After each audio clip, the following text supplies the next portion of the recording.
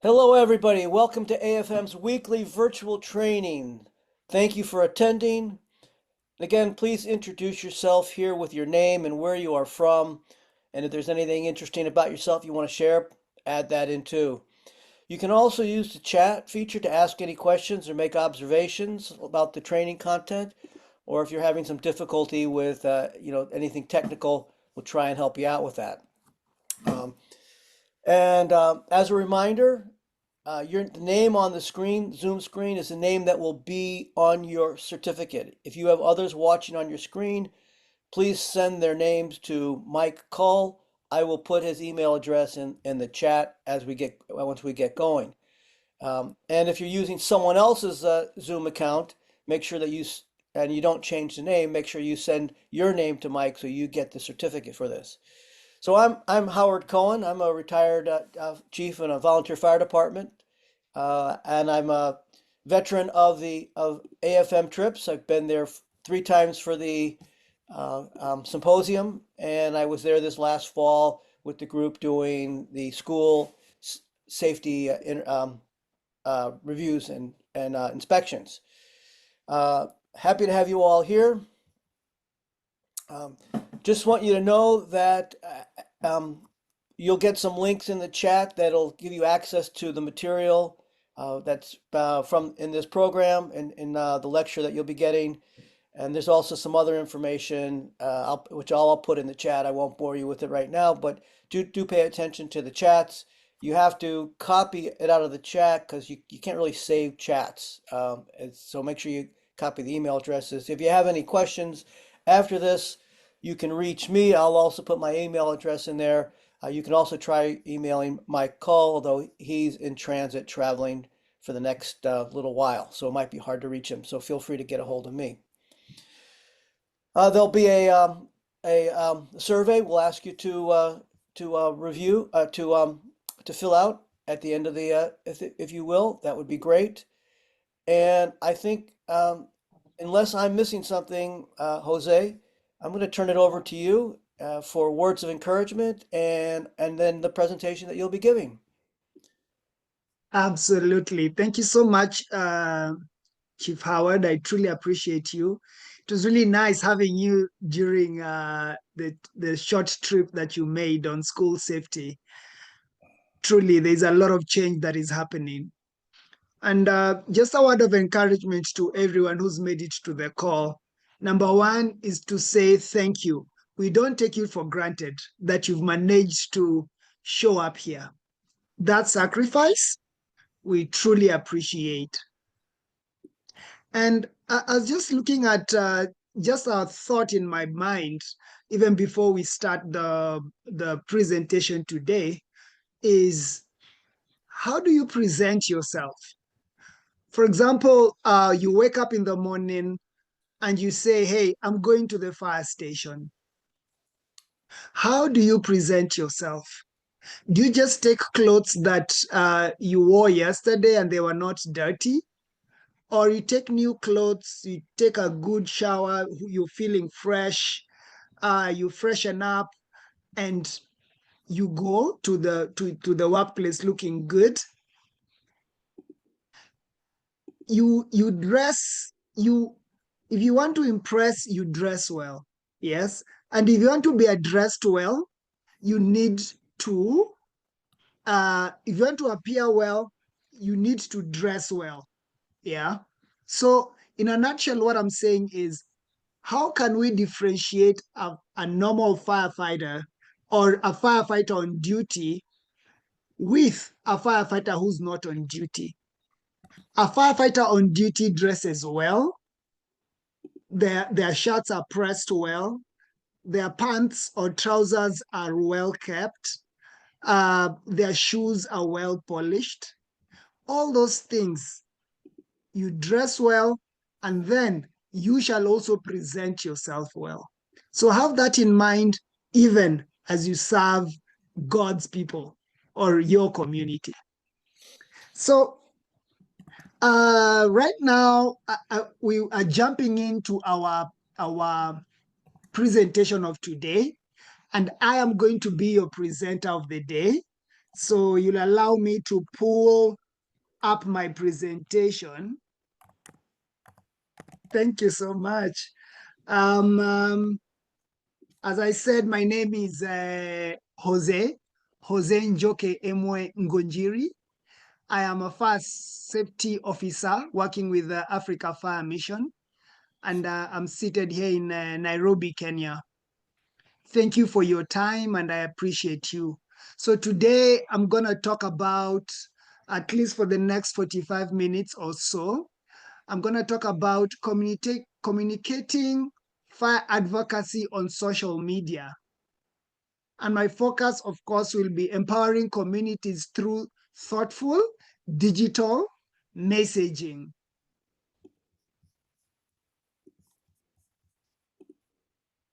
So, social media really is the current tool that so many people are using currently to pass messages. In fact, just last week, we had a serious tragedy here in Kenya. We lost one of our very prominent person here in Kenya, and most of the people were watching the footages or the footings through the social media handles. People are switching from TVs and they are going onto their gadgets, their mobile phones or their laptops or tablets, and there are so much time on the social media. Yeah. So why social media matters for fire safety? So today I'm going to talk about fire safety and fire related matter. Number one, it is fast, it reaches wide, and also it educates the masses. Whether you're a firefighter or not, it just educates your community or the people who follow you. And so in that regard, you may want to keep your videos short, relevant, and to the point. If you don't put them short, relevant, and to the point, for example, if it's a TikTok video, you're going to lose people in the next 2 minutes. I mean, not even 2 minutes, 10 seconds, 5 seconds, somebody is going to slide it. I'm going to run through this video that is on the screen. And in this particular case, this video actually went viral. We did it in Malawi, and it was shot for 20 seconds. Yeah. And over here, there's a message that I was passing along to the firefighters that, hey, you guys can go and teach your community even in the next 10 seconds, and you can pass the message. Yeah. And by me saying you need to have it in the shortest time possible, is that, remember, people are hungry for information. So therefore, if whatever you're posting doesn't make sense in the next 5 seconds, somebody is going to slide up. This particular video received 19.3 million views, 10,100 comments, and 693 wait, it's a 20-second video, 19 million views. It got 10,100 comments, 693,800 likes, and more than 37,000 shares on TikTok. That was like 3 months ago. It is still continuing. So let's watch it so that at least you can get to see what it's all about.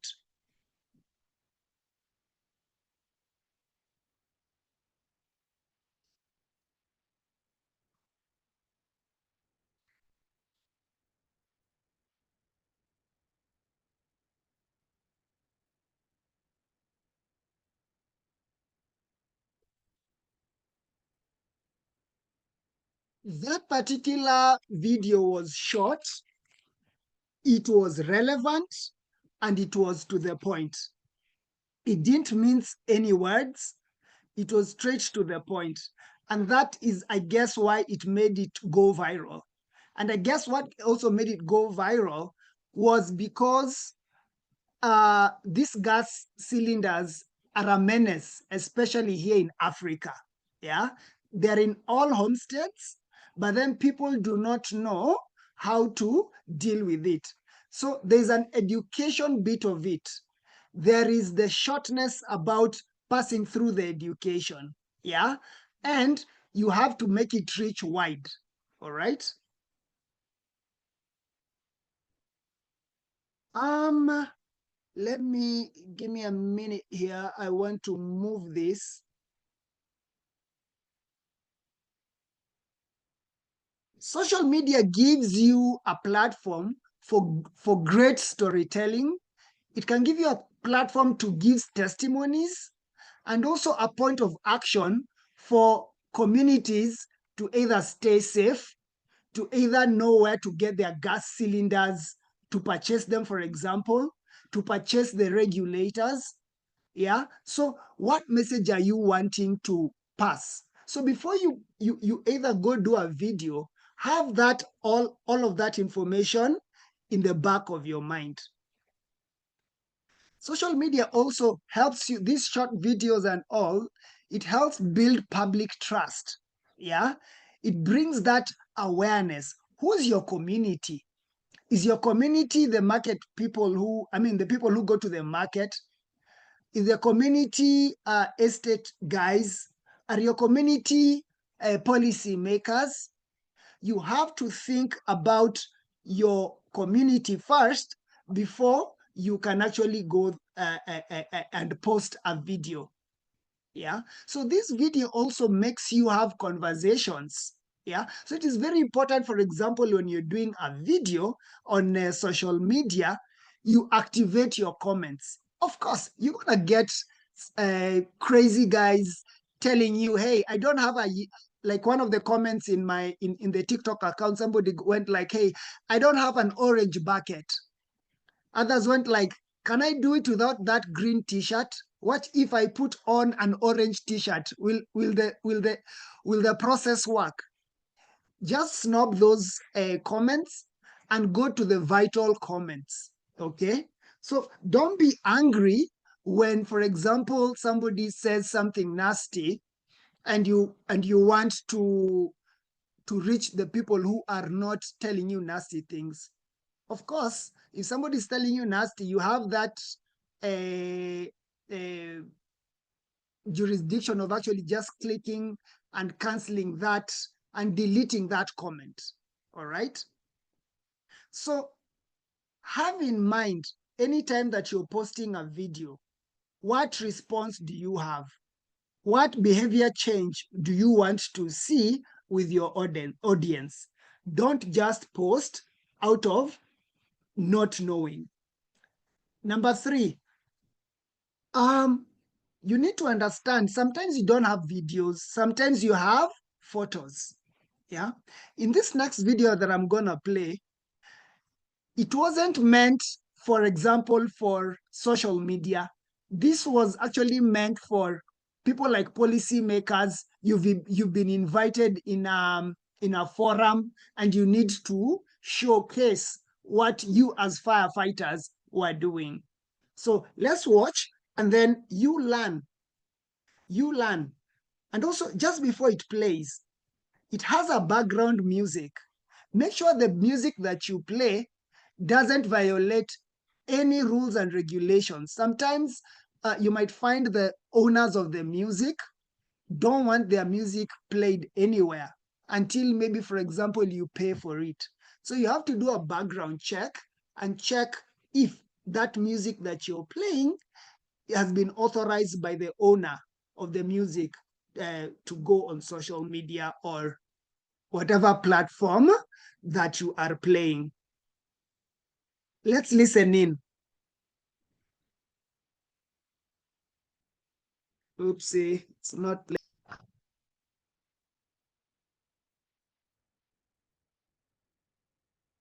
So these photos play, and then there's a comment on the side.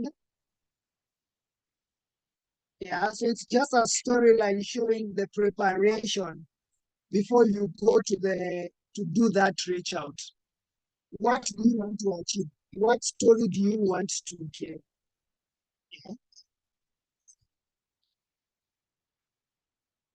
This was the preparation for the firefighters across Kenya. What happened there? But you've gotten the drift of when you do a storyline, just have photos and then have a storyline that follows the photos.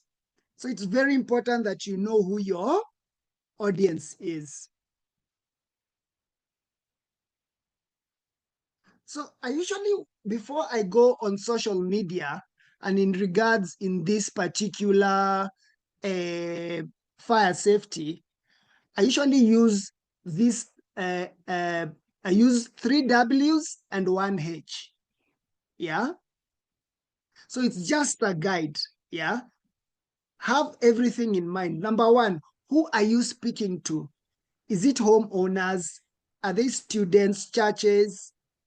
Are they landlords? Yeah. And I usually prefer to use local dialect. Yeah. To use local dialect and to make myself as relevant as possible. Yeah. At some point, depending on your audience, you can tell your stories in photos or video format. But in this particular case, as you can see, this is photos. And my background, as you can see, these are students. Yeah. So it is very important to be as respectful as possible to your audience. For as little as 3-year-olds to as old as 80-year-old citizens, you have to be respectful to them. Yeah. And guess what? You are the person to set the mood of how you want your post to be. Okay. You can make your post happy, you can make your post sad, depending also on the background music and also on the photos that you present. Yeah.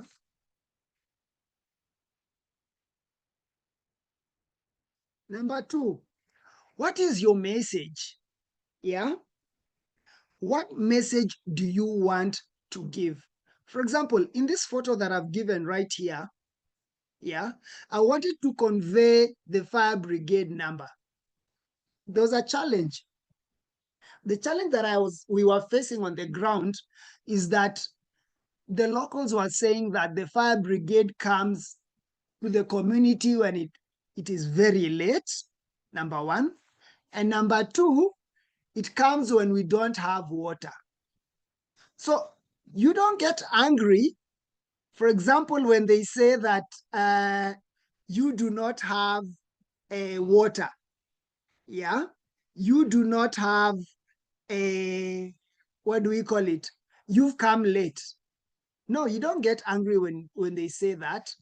So what you need to do is to go back to the drawing board and ask yourself, how can I be able to approach this challenge? As you can see down there, we've used our local language in Swahili. It says, tuite mapema, tukuje mapema. If I translate it is, call us early and we shall arrive early. And that's where the education begins. You start educating the community by saying, these are the fire brigade numbers. And when you call us early, we always have water in our 10,000 liter water truck. All right. But then this 10,000 liter water truck, if you do not call us early, definitely this 10,000 liter water truck, all the water will go out in less than 10 minutes. All right. So over here, it's a conversation. It's not about who's winning, who's not, who's right, who's wrong. No, this is a conversation. All right. And it doesn't have to be fancy as I have made mine here. It can be even on a placard and then you use marker pens. Yeah. You can even use just some biro pen and just write the number. All right. Or even you can shout out the number to the community. So it doesn't have to be as fancy as this. Yeah. Avoid too much jargon, too many words on the document that people forget to take the story home or take the message home. Yeah.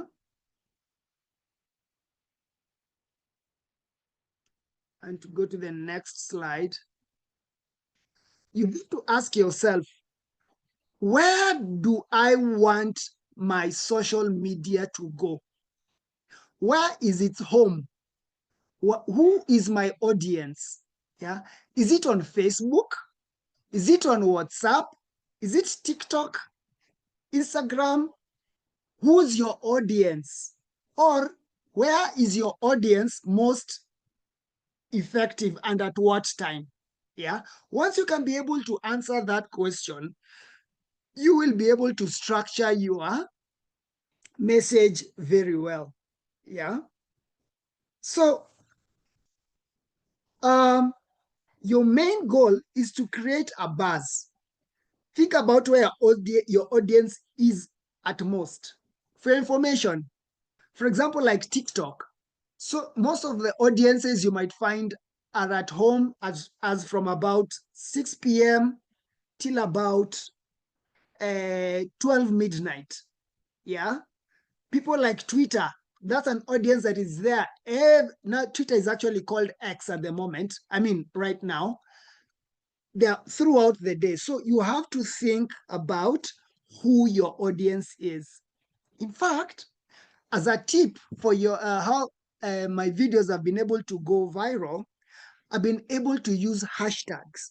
Yeah, you hashtag influencers, you hashtag the conversation of the day, the hashtag you hashtag your buddies, you ask your buddies to share all those things.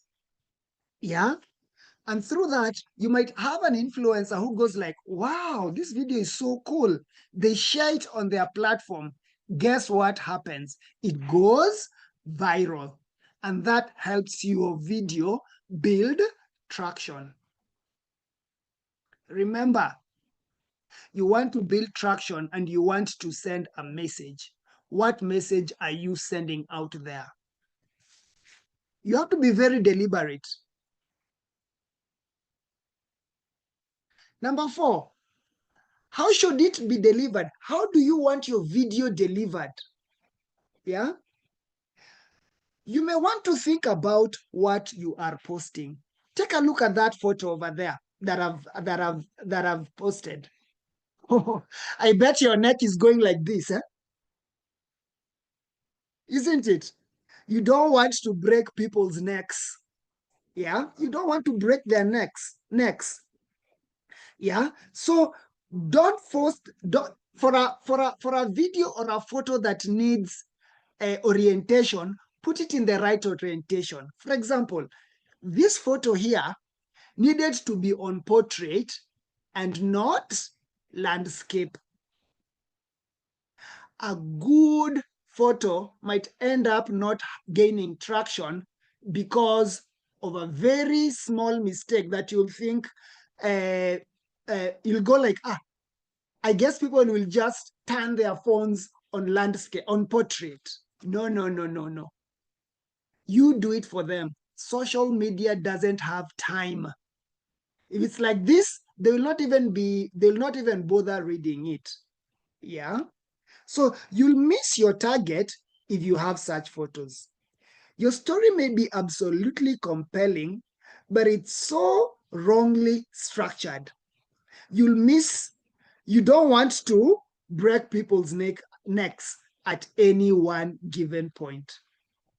Yeah. So when you're putting posters, stories, reels, or even live sessions, you need to be very, very, very, very cognizant of how people are going to perceive. Oh, and guess what? You need also to make your video shareable. You want to go viral with your message of your community reach outs that you're doing? Make your videos shareable. Take a look at that photo, for example, that is right now on our screen. Somebody may go like, I'm seeing a burnt house right there. I'm seeing there's something going on. But wait a minute. There is no storyline. Hey, that also is a mistake that we all make. Yeah. So you may want to be mindful of what you post. Example in play, when you post has no storyline, that makes those photos make no sense. Yeah. Photos without a storyline doesn't carry a lot of weight. Guys are just going to go like, looks like somebody's house got burnt. Next, social media doesn't have time. So you may want to, you may get comments. For example, like here you have 81 comments. Most of the comments that were there were like, what happened? Who died? Which area is this? What was it, an electrical fault? There were so many questions that people were just like, oh my God, this person had very nice, beautiful photos, but they got to miss the mark. That makes it very unnecessary. Yeah. You don't want to make yourself busy answering people, hey, it is X, Y, and Z estate. No, there's no time for that. So you may also want to, this is just a trick that I use. Yeah. I use this acronym called SHOWed. Yeah. It goes like, what do you want people to see on the video that you're posting out there? What do you want them to see? Yeah. So you need to use real images or video of a fire risk or a situation. Yeah. And then on the letter H, so what is really happening in that video that you're posting? What is really happening? Remember the first video that I posted there with the orange bucket, and there was fire on that propane gas cylinder? So what is really happening? Yeah. So on your storyline, you may want to explain what happens. Or also sometimes you may want that video to speak for itself. Okay. And then use videos that, or the audience that you're reaching out, does that particular incident of gas cylinders safety happen in their place? Like in my place, in fact, just like 3 days ago, I was being called by somebody that their gas regulator has refused to close. All right. So does it happen in your place? So you have to look at what connects you with your community, making yourself relevant. If you don't make yourself relevant, you will not make any mark on the videos that you post. In fact, your videos might not even have any likes. So the question might ask, even as you post those videos or photos, why does this happen? So it is a very good point to make the audience or the people who are watching your social media reflect on the context or the content that you are giving. Yeah. So in real sense, it goes beyond the awareness. Yeah. So this is very important when you want to make impact on the ground. Yeah. So on the letter E, how can we how can we be empowered to respond? You want people, when they watch that video, you may give them a call to action. Do you want an effective social media post? Give them a call to action. That video of mine got 19.3 million views because I called people to action. Number one, minding their safety. Remember when I was telling them removing the bucket with the bucket facing away from you? Yeah, you show them practically. Yeah, and also it goes even a step further. You can even call the audience and tell them, hey, come and try. I'll be standing next to you and you will not get hurt. After all, they saw you are doing it, and now they can go like, oh my God, if this guy did it, I can also do it. Yeah. So that is very important so that you can make impact. And another call to action on letter D, what will we do about it?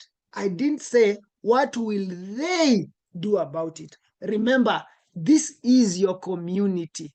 What shall we collectively do about it?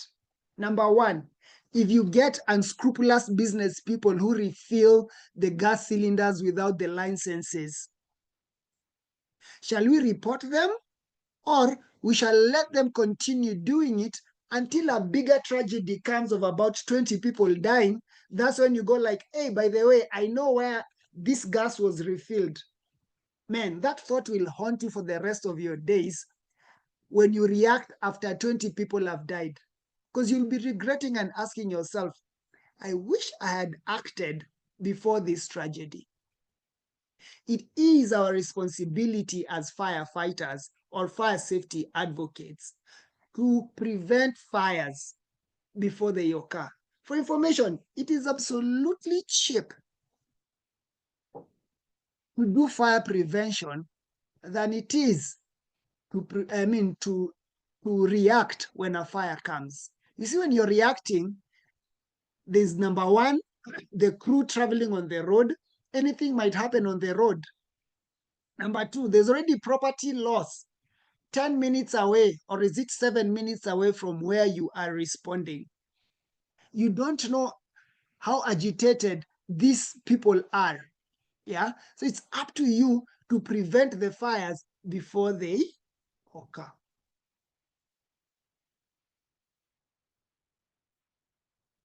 Well, this is a video as I finish. This is my last video, but unfortunately, it does not have a sound. I really hoped that it had sound so that everybody could be able to see to listen. It was actually, I was narrating. If you want to listen to it, you can go on my TikTok account and you'll be able to see the narration that I made. Yeah. This audience wasn't for TikTok. It was a presentation I was doing, and I was showing people the kind of work that we do. Yeah. So with that in mind, I have come to the end of my presentation, and I will stop my share. And thank you so much for listening in, and I hope you've gotten some value out of this. Back to you, Chief Howard. Thank you, Jose. That was really very informative. For I myself personally don't do much with TikTok or X, so it was really interesting to hear what you presented, and it makes a lot of sense, and it speaks to how and why you're so successful at what you do.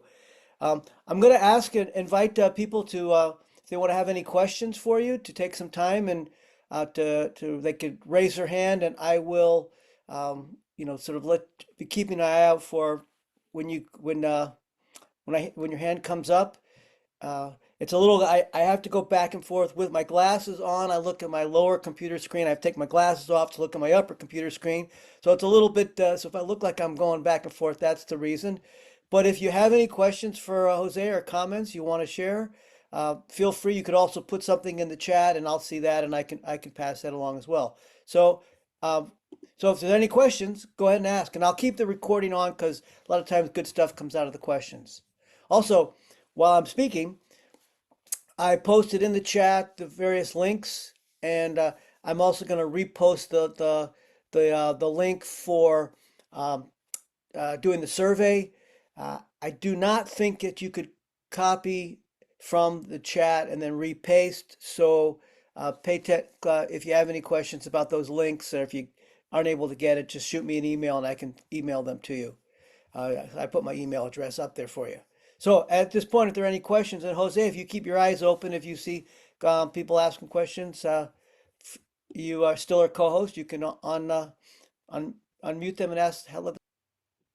In fact, one of the phrases that we usually use is in the social media community is follow me, I'll follow you. So it's more like uh, increasing your followers. So if you want to be followed, you can just put your social media handle there. And hey, also another thing, just on top of what Chief Howard has said, what content do you put on your social media? Um, yeah, if there's no other no questions or comments, we'll wrap up and go into the tea time, which is just an informal time for those who can stick around and want to stick around, and just to have questions and chat. And I do want to once again say how much we appreciate you. We know that you have to use those bundles. It's expensive. We know this is time you're taking from either your work or being able to go home and spend time with your family. So once again, just can't tell you how much we appreciate you and thank you for being here. So on that, I'm going to go ahead and stop the recording and we'll shift into tea time. And you're welcome to stick around, chat with Jose, ask me questions, or if you need to get going, then go ahead, get going.